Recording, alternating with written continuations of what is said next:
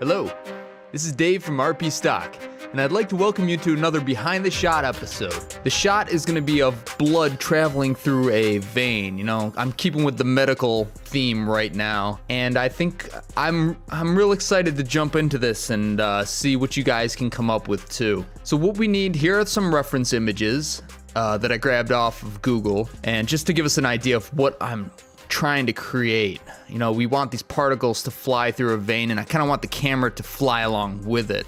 Now what we need to do is create the blood cell. Now the easiest way I found to do this was to start with a cylinder, and that's a really big cylinder, so we don't need it that big. We need the height around 5 and radius 10, two height segments, and we can bring down the rotation segments to 24 because we're going to throw this into a subdivision surface anyways.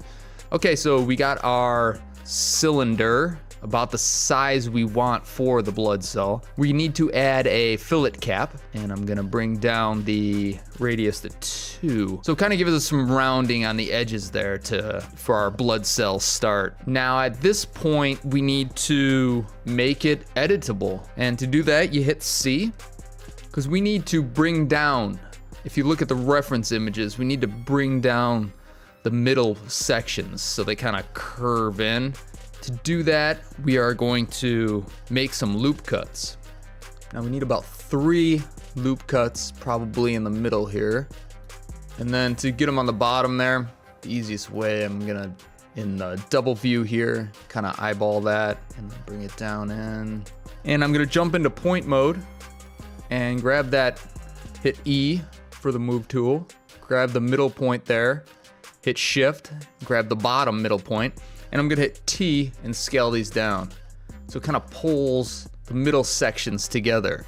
Now I'm going to hit UL, actually we need to go back into polygon mode, and with UL selected, grab this one, and then we grab this one, and hit T, and we're gonna scale those guys back down together. And we are gonna hit UL again and select the outer rings and hit T and scale those down. Let's see what we kind of get here. It's pretty good. I'm gonna grab these 2, the middle ones. All right, so now we're modeling, feeling good. Let's throw this thing into what I was saying before, a subdivision surface. Now we can bring this down to 2. Let's drag the cylinder in there. And if we hit render, just for the basis of what we want our cell to look like, our blood cell. Now let's give this thing some variation. Instead of being a flat little blood cell here, let's add a bend deformer. And I'm gonna grab the bend deformer, put it under the cylinder, and do fit to parent. And I'm gonna start increasing the strength, and that is not what we want. Nope. We want to rotate the bend deformer 80, 90 degrees, and keep the y-axis so it doesn't stretch it out like that. This is looking good. We can go up or down here. Let's keep it in this angle here, and I'm gonna add a twist deformer, a slight twist to it also. I'm gonna drag that underneath the bend deformer and fit to parent, and let's see what that does. I'm gonna rotate this again. Again, we're on the wrong axis. Let's make it a little less blobby there. Nice. I actually want the bend to go up, I think. I'm gonna rotate the twist this way and increase, let's see, the X, yeah. Look at that, we modeled a blood cell. How cool is that? Now let's get into texturing it.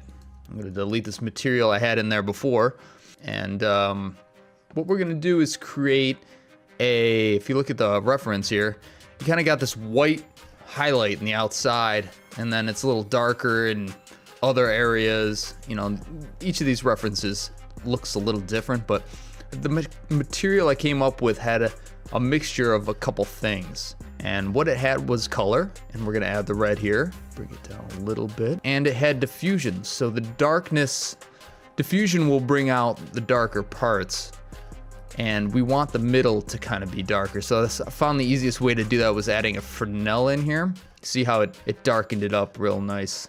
Now we're gonna add luminance. Luminance is what we need for the outer white glow. And again, we're gonna add a Fresnel. For the luminance, we need to dial it back a little bit.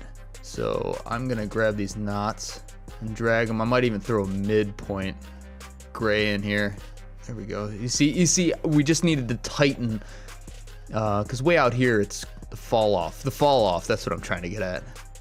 We just want to kind of clamp that fall off. There, that's looking pretty interesting. Let's throw that on our subdivision surface here. Let's give it a quick render and see what we got working here. Yeah, check that out. It's cool. I think that's, let's see what kind of reflectance we got in here. I'm gonna remove the default, add a Beckman, and then add a layer Fresnel as dielectric. And I'm just gonna dial down that. So because we kind of want it like, I don't know, slimy a little bit. Actually, I don't know if these reference images, they look slimy. They kind of have a little bit of displacement, but I think that displacement is gonna really impact our render times. So I'm just gonna keep it with a smooth surface. Okay, now that we got our blood cell here modeled, our particle that we're gonna be shooting through this vein, we need to create the vein or the artery. I'm gonna create a new comp here. Now we need to create the tunnel that these particles are gonna be going through. And in order to do that, we have to draw out a spline. So I'm going to start and just kind of randomly put together a spline here. And let's go into, see what a B-spline looks like. It's a little more straightforward. I kind of like the Bezier one. Let me just go into point mode here and adjust that curve. We can go in here and refine this a little bit later if we need to. But now that we got our base, let's actually make this a little bit smaller. So I'm gonna scale, go into object mode, scale this down. Okay, so we got our spline. Put a sweep NURBS in there, and we need to create the profile that's gonna sweep around it. I'm gonna make this 100 centimeters, and we are gonna sweep the circle around the spline. There we go. Now we've got our tunnel for our particles to fly through. Now, how do we get a camera to see the view of inside the vein? Well, to do that, you need to create a camera and add a align to spline tag and drop in that spline. And now if we go right in there, hit tangential, if we animate this position point, we can fly right through the tunnel. Very, very cool. But the only issue with this is, let's say if I animate this to 100%, we want this animation to loop back at the beginning. So right now, 0 to 100%, it loops. It's going a little fast right now. Let's change this to 500 frames and move this keyframe to 500. So if you watch as this is playing through, I'm not a fan of how the camera is whipping around the corners. I kind of want to lead into the next turn that's coming up. And you see how at the end there, we loop right through. This little stutter there. And that is because we are on spline mode there, and we need to switch it to a linear keyframe. So I think if we go back through here, and then it loops back around, 0 to 100, back around again. Now what I want to do is, we turn this off right here, I want to create a null object that will be the target for our camera to look at. And I want that to be ahead of our camera so it can follow that. So if I jump into here and put this same aligned spline to tag on there, so if we change that to 4%, we're out in front. But the problem is when I get to the end here, I want this to be 104, but you can't. So the way I figured out how to make this loop is through a little espresso. So let's start again. So we got our spline here and it's swept. We need to use a little bit of Mograph. So I'm gonna create a cube and throw this into a cloner. So put the cube into the cloner. Now we wanna do 2. And to distribute it, I don't wanna distribute in any, I wanna use the spline to distribute it. So if we head into Effector, do spline, and grab that same spline and bring that down here, we've got our cubes on the spline. And now if you head to the spline effector right here, you can offset it and it can go beyond the 100%. So you see how it's looping? So if I undo that, bring us back down to 0%, I want to actually make the start of this fairly close. Because what I want to do is have this be the target and this be the camera. So let's bring it back to 0, and if we animate the offset and start at 4%, bring it to the end, 104, we're right back at the beginning, and we can see, now we have to go back in here and like we did before and change these to linear. So if we click to the end of the timeline, we can see how it's gonna loop back through. See, it looped perfectly through. So that's gonna be our target, that's gonna be our camera. Now let's create some nulls and get it to the position of these cubes. So I'm gonna create a null object, and let's call this target. And I'm gonna create another null object and call this camera. And now we need to add an espresso tag to either the target camera or the camera. I'm first gonna head to the cloner and go to the transform properties and hit index. So it brings up the index of which clone is which. So that's 0 and this is 1 here. Let's actually drag our cloner into the espresso. And now we need to make a Mograph data node.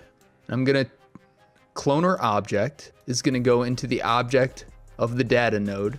And that is gonna, if you click on the data, we are at index 0. So index 0 is our camera. So we're gonna bring in our camera null, link the local matrix of that to the local matrix of our camera. And now if we click on the camera, you see how the null jumped right there. So we got our null for our camera attached to that position. Now we just need to do the same thing for our target null. So if you select all this stuff and hold down Command and drag, you can duplicate that. And all we're gonna do is delete this, go to the data node, change that to, let's see, that was 0. Change that one to 1, and we need to bring in the target cam null, local matrix from the data node to the local matrix of the target, and we've got what we need. So let me close this out.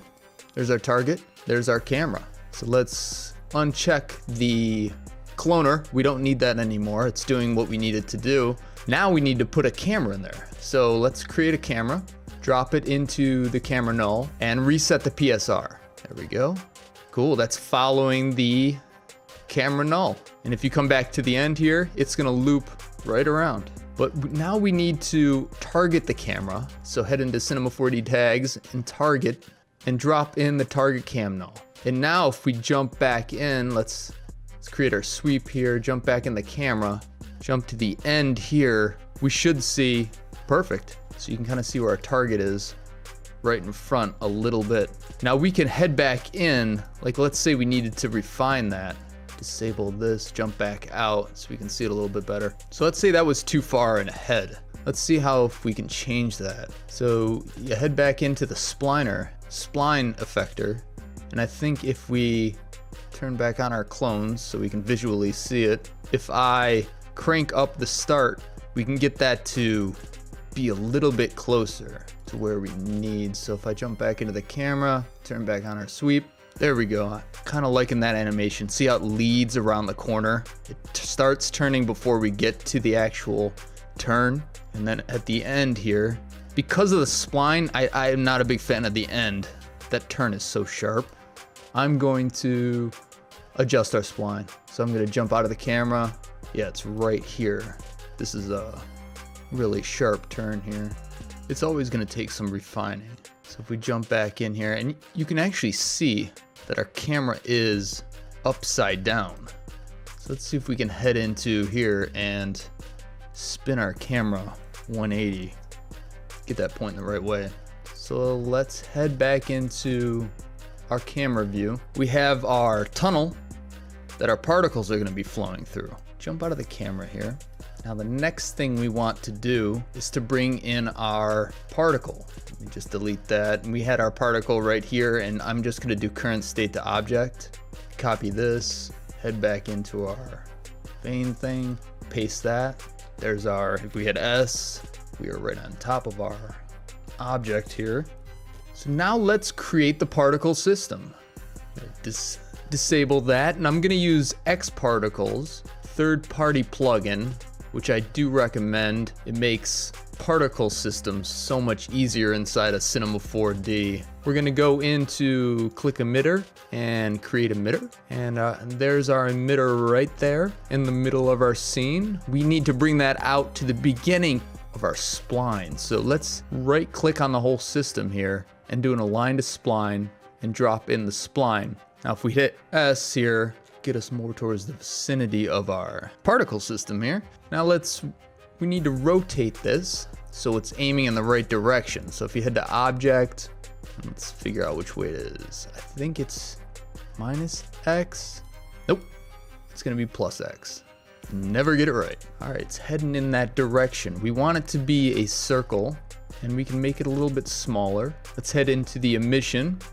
And its points is fine, rate is fine. I'm going to not emit all frames. I'm gonna emit from 5 to, let's say 100, and bring the birth rate down a little bit. We don't want too many of them per second. And let's increase the speed. And I'm gonna change the display to, instead of dots, I'm gonna do box. Now those things are flying, and they've gone away. So they're flying at a pretty good speed. Let's go in and adjust that speed and bring that down a little bit. Hit play again. I mean, our camera is moving pretty quick, you know, so maybe the speed up higher was better. So let's see how it, yeah, I mean, I think that's actually a good speed up at 1,000. We need these to follow our spline. So in order to do that, we need to add a modifier here, and the modifier is going to be follow spline. We're gonna drop in our spline, and let's see what happens when we just hit play. Okay, it's around the spline, but it is kind of freaking out a little bit. We want it to shoot out, wrapping around our spline here, and in order to do that, we just have to change some of these parameters in here. And for that, let's go in here, use segments in sequence, nearest vertex. Cuteness of turn we need to keep up so it follows the turns. I'm gonna lower the active range. We're gonna use the particle speed and no turbulence. Let's see what happens here. There we go, cool. See, here's the particles. Now they're all coming out of the middle here, and we do not want that. We want to head into the follow spline, and if you twirl down this offset button, we're gonna increase the offset of these so they are not quite. See, now I mean, those blood cells, let's turn on our sweep nerve. There we go.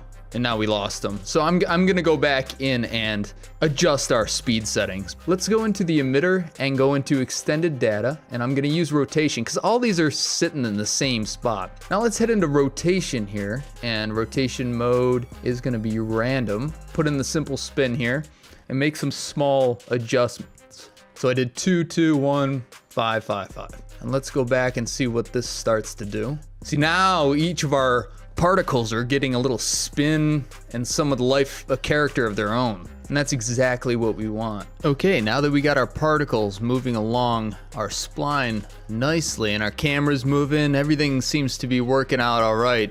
What I'm not liking is these little buggers down here, just chilling, bouncing around while everyone else. It's probably because it's the nearest vertex is closest to them and they can't get to the other vertex, so they just keep swarming around this area. So we need to create a modifier to help to kill those particles. So if we head into motion modifiers or control modifiers and add a kill modifier, anything we want to do inside the bounce, anything inside this box will not generate particles. So right now it's killing everything.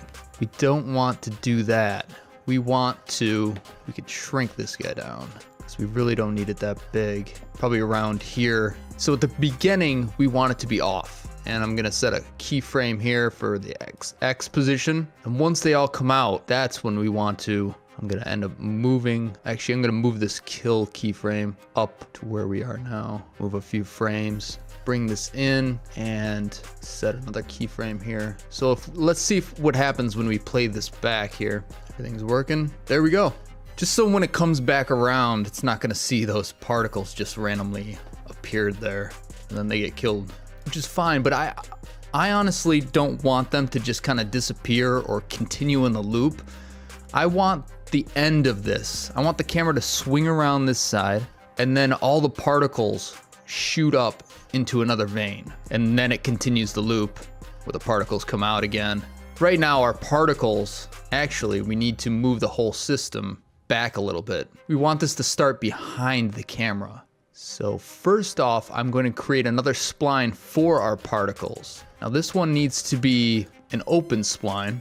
I'm going to check off our other one so we don't get confused there. Where's the beginning of this one? So if we grab the point, I want to grab the selection tool and kind of grab around here to see where the point of this spline is. There we go.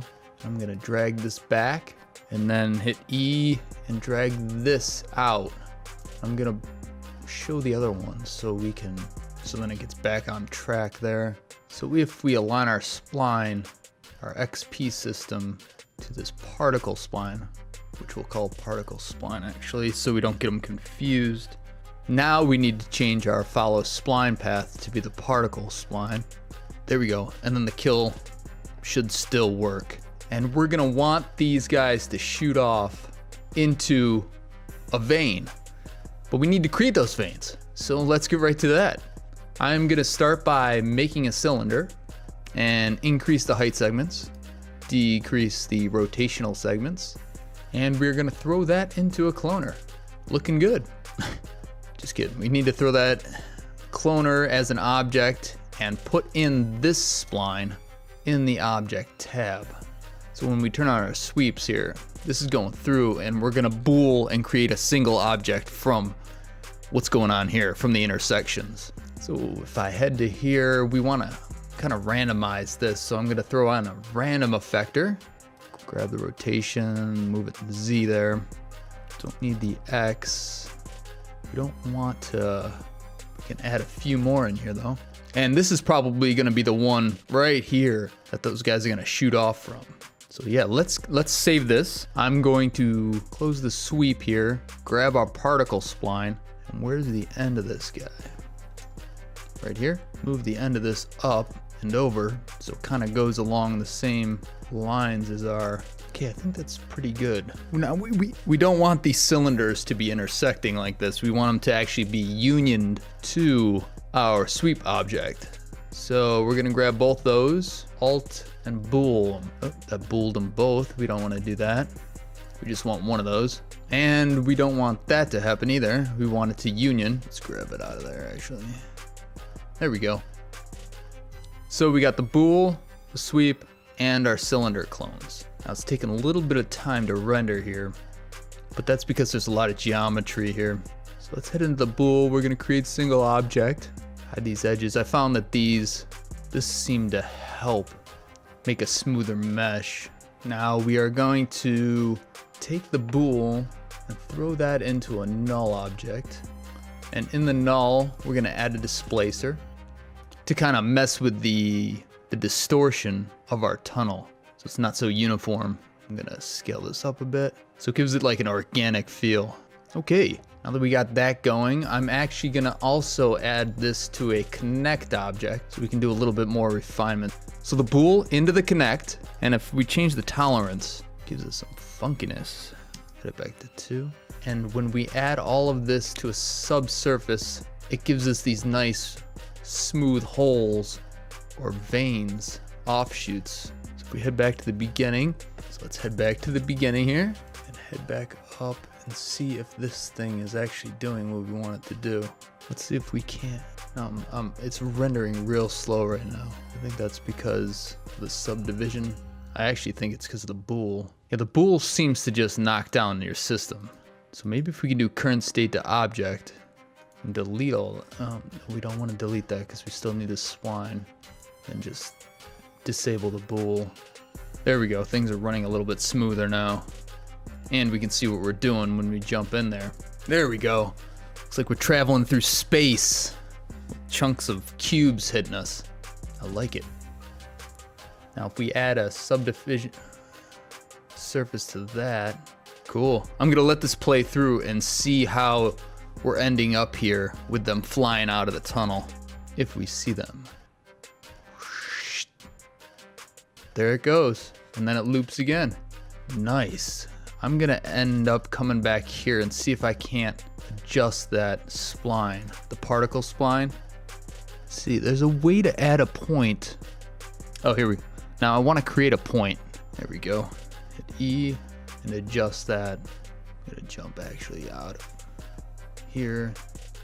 We're just doing a little bit of refining for how this is shooting out of the tunnel. Just a few more seconds here, bear with me. It's always the case sometimes recording these things. You never know what's gonna happen. I always run into different obstacles every time I do one of these tutorials and end up pausing and coming back, but I think that's where we're at right now. I think it looks good. We need to generate our particles now. So we got our head into the generator and we're gonna do generator. And if we drag in our blood cell, it's gonna freak out. It's gonna add a whole bunch. The particles are gonna be massive. If I play forward here, oh, forgot to add our emitter. Add the emitter. And now, yeah, crazy. That's a lot of blood, man. Let's undo. Actually, let's go into the generator and we need to go to scale and change this to particle radius. There we go. So now it can be controlled by the emission particle radius. So if we increase this to 3 and do a little variation, generate these guys, see what happens. Yep, still too big. I think I'm gonna change them back to, let's do 2.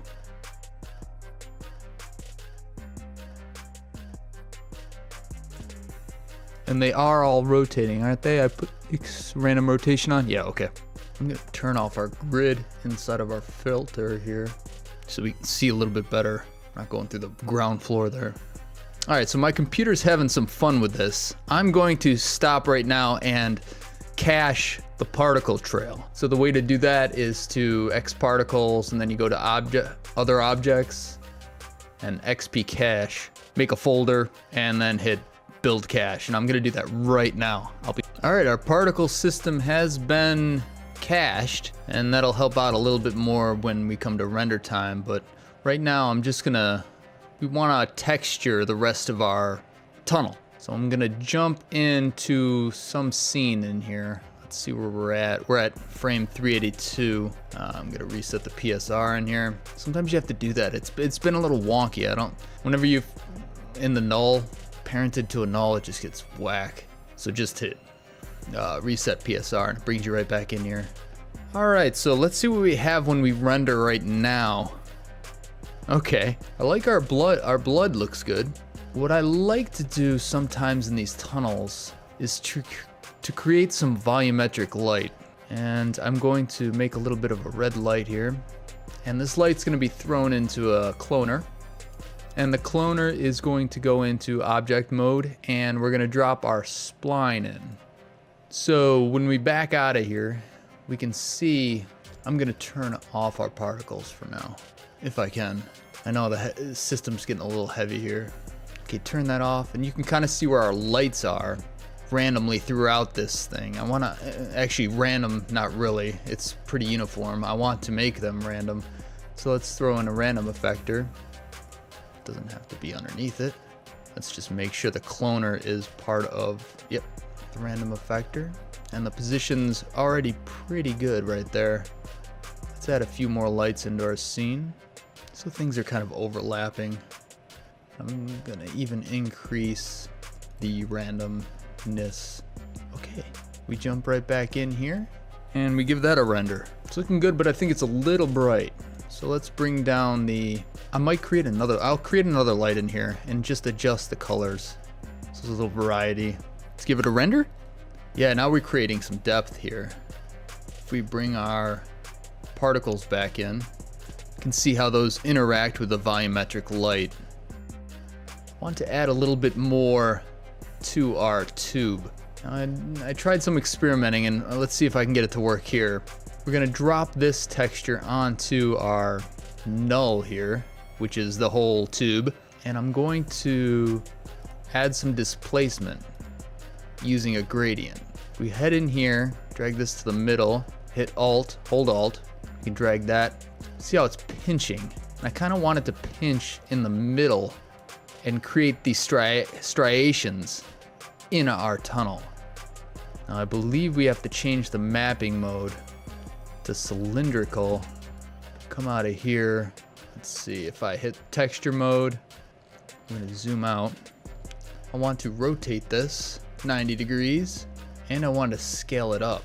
Scaling's not that, don't do it that way. To increase it in vertical, and that's the best we can do there.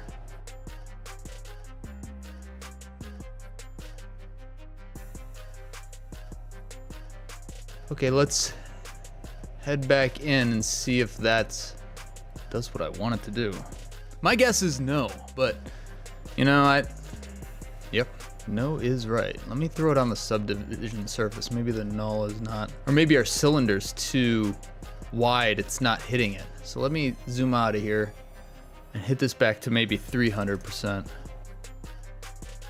There, we're seeing a little bit of it. I bet you if we increased the, where's this little guy? If we increase the displacement, let's do 20. Check render here. Yeah, okay, cool. Before we end this thing and render out, I'm going to throw in a smoothing deformer under our mesh here. And look at how cool that, it's given us some good options here. Stiffness to pull back in. And if we render this, now we have the subdivision surface off, and rendering this does pretty good job of smoothing everything out. So if we head back in and I change these down to 2 and then turn that on, let's render that and see what happens. Whoa, dang, that's pretty neat. Isn't that cool? It's exactly what we want. And if we turn on our particles here and give it another render, I might have to match these particles a little bit more to our scene, but you know, we don't have to go into that. You guys can do that on your own. And actually I don't quite mind it. That actually looks like one of our reference pictures. All right, well, I hope you guys learned a lot through this tutorial. And let me know down in the comments. I'd love to hear what you guys are making and see what you guys think. In the meantime, head over to rpstock.net. If you're an editor, we have a whole bunch of things for you here. We got free downloads right here, 4K leaks, optical effects, bad TVs, HUD screens is one of my favorite. You guys can go there and download. There's also some C4D looping projects you guys can download. So check those out. We have a whole bunch of footage packs of stock footage for really, really great prices. So head to rpstock.net and check out everything we have to offer. We're constantly trying to grow our collection. And let us know what you guys think. I'm Dave at RP Stock.